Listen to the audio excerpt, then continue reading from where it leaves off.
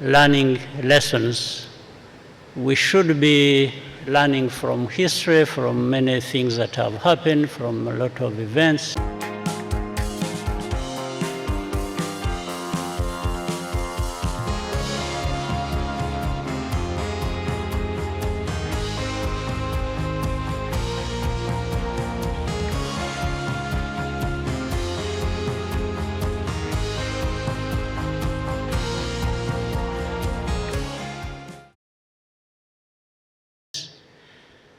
In the case of Rwanda, what you've just said happened. We had a tragedy of the century, more or less, and there wasn't much in terms of mobilization for what was happening to be stopped. It had not been prevented. But at least we were left with an opportunity to learn from it. We have learned ourselves. The world needed to learn. But when you see so many things happening in the world, you question whether lessons were learned. And it's not just in Gaza, or it's in many parts of the world. There are so many conflicts, there are things happening that with the resources in the world and with the power in hands of some people, these things should not be happening. It means the power, the influence, the kinds of things some big countries have in their hands are not being put to good use, and that's why we see conflicts, instability, and loss of life to this extent that we see every day. So is it fair to say then, Mr. President, that the international community just is failing because it doesn't have the mechanisms, the resources? I mean, we saw the interim ruling from the International Court of Justice. There's been so much happening at the UN Security Council, frankly, on various issues, and you spoke about other conflicts and other atrocities that are happening even on the continent, by the way, in Africa.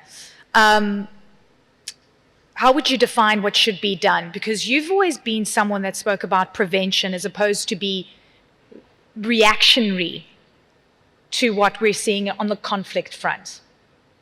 Very true.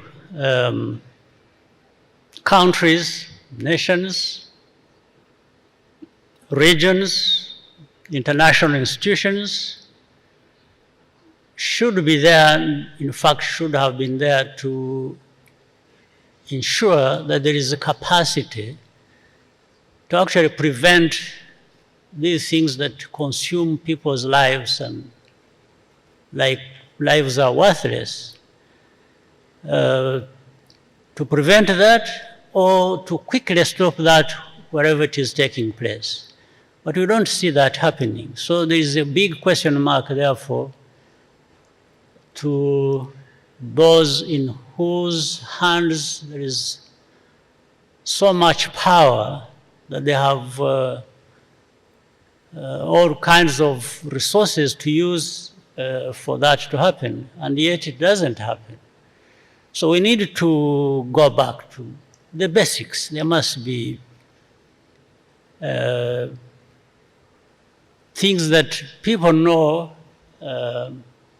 whether it is equality, whether it is a fight against division, and preventing people using divisive politics to which underlies in most cases these tragic happenings across the world. So as the people of Rwanda remember 30 years ago, where almost 1 million people died, were killed, what do you call on the international community to do right now?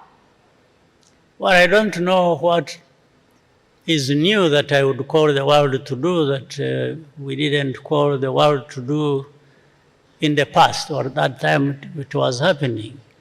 But that is a very significant signal that the world is not learning much from what is happening or what has happened in the past to be able to prevent such a situation from occurring. So what is it there that I can tell the world that has, I mean, that can influence the world to operate differently? I don't know. But for those of us who have experienced these situations and circumstances, we've learned our lessons. In fact, one lesson learned is that for countries, that's why I said countries need to build their own capacities. There are also going to be times when you are on your own. And even for things that should attract support or, you know, synergies across, because there is no one country that has everything. When you need such, it will not happen. It won't be coming. So. And you'll be on your own. You'll be on your own. It's a very, very important point. You know, speaking of being on your own, Africa only now has a permanent seat on the G20, and that's through the AU. Antonio Guterres, the UN chief, is calling for a permanent seat for Africa at the UN Security Council. For far too long, frankly, Mr. President, Africa has not been included in influencing global decisions. Do you think that these two seats, these two changes, hopefully at the UN Security Council as well, but at the G20, is going to change that? Well, those two seats are long overdue. One would ask, why did it not happen 10, 20 years ago, or even more? Why is it even being talked about now? And in reality, with the G20, it's beginning to happen. But here I want to say this. There are two problems. One is we, Africa itself, we need to organize, to be together, to have a voice, a strong voice, because there are many resources on our continent. Why don't we leverage that so that the rest of the world also is interested in working with us in a cooperative way, rather than just telling people to follow what they have decided. So that is one part. The other part is what I alluded to earlier, the power that is wielded by a number of countries in this world should also be used rationally and reasonably, and get to understand that Africa, for example, is as important as they are, so that, and they are not there to just be, Africa is not there to be influenced, you know, or to take sides according to the lines they have decided or determined. So those two things must be addressed. How rational the powerful parts of the world are and how they use their power. The second is for Africa to understand and to know that it's actually powerful in many ways. Absolutely. Because Africa has enormous resources. It's got everything. Yes, human and other resources. Absolutely true. I mean, you're talking about the power that is wielded by, you know, certain countries that clearly make the big decisions.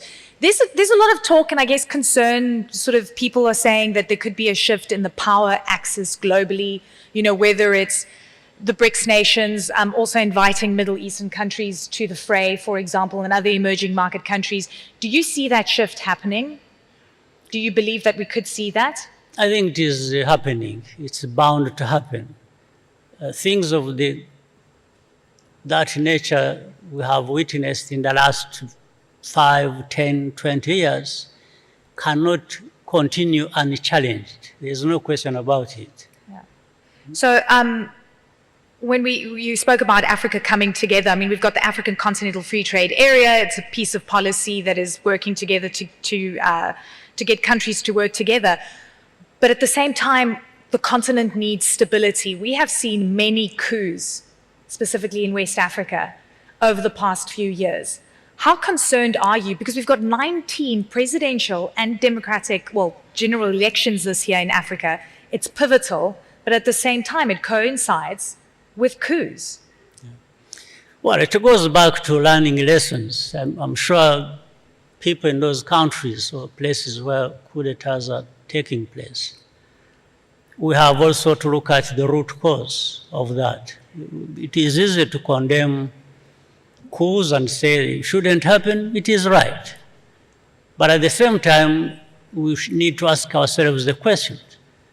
We understand it that way, yet the coups actually keep taking place. So that means there's something lacking. And therefore, that's what takes us to the root causes. In most cases, it comes down to two things. One is, people talk about leadership and so on and so forth. Leadership needs to be looked at in a sense of the weight carried by those in leadership to make sure that they serve the interests of their own people and for their prosperity. In most cases, that doesn't happen in some places. The other is about governance. You have leaders, you have how they use that responsibility to govern the entities that they are leaders for. So that's when you see coups happening, you quickly go to that place. It's not just the military taking over, power that is for the civilian entities. So it's about why does it happen? Yeah. So two things: leadership lacks, governance is lacking, and there is an implosion, whichever country that happens. Africa has never, and I think it's important to say this, has never had full control of its own value chains. It has never had full control of its natural resources. It exports raw. At some point, it loses the most lucrative part of the value chain. And so many other countries benefit because they've been able to industrialize based on the commodities that Africa exports. Africa's hoping to industrialize further, yes, aggressively so. Do you believe the countries that are watching on and seeing Africa really starting to take control and increase its voice want to see Africa industrialize to the point where they lose their own industrial capacity, because that industrial capacity will move to Africa? Africa must industrialize, whether there are people who wish them to be able to do so or not. The quest of Africa to industrialize should not depend on anybody's decision, but Africa's decision.